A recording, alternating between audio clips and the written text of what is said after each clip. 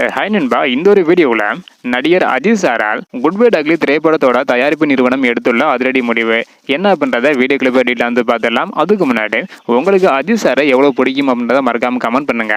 அப்படி என்ன நம்ம சேனலை சப்ஸ்கிரைப் பண்ணாமல் இருந்தீங்கன்னா மறக்காம பண்ணிக்கோங்க. ஓகே நண்பா, வாங்க நினைக்கிற வீடியோக்குள்ள போகலாம். ஓகே நண்பா, குட் பை டக்லி திரைப்படத்துல இருந்து என்ன ஒரு அப்டேட் வெளியாக இருக்கு அப்படின்றத பார்க்கறதுக்கு முன்னாடி விடாமுயற்சி திரைப்படத்தோட ரிலீஸ் தேதி தள்ளி போகிறது உறுதியாக இருக்குது. இந்த ஒரு காரணத்தினால குட் பை டக்லி திரைப்படத்தோட ரிலீஸ் தேதியும் தள்ளி போகும் அப்படின்னு ஆல்ரெடி சொல்லியிருந்தோம். இந்த நிலையில தற்பொழுது ஒரு புதிய அப்டேட் வந்து பார்த்தீங்கன்னா வெளியாக இருக்குது. ஸோ என்ன அப்படின்றத டீட்டெயில் வந்து பார்த்துடலாம். அதாவது எல்லாருக்குமே தெரியும், நடிகர் அஜித் சாரோட திரைப்படம் அப்படின்னால ஆடியோ லஞ்ச் வைக்க மாட்டாங்க. ஸோ குறிப்பாக நடிகர் அஜித் சார் எந்த ஒரு ப்ரொமோஷனுமே கலந்துக்க மாட்டாங்க.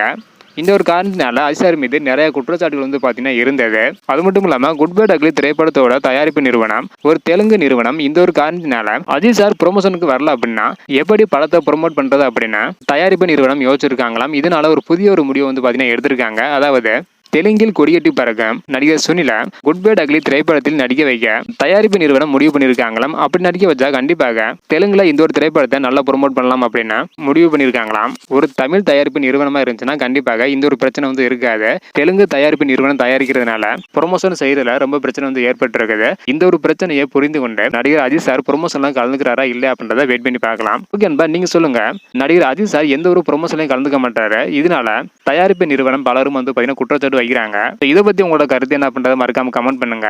இந்த வீடியோ பார்த்தீங்கன்னா மறக்காம எல்லாருக்குமே ஷேர் பண்ணுங்க. ஓகே நண்பா, தேங்க்யூ.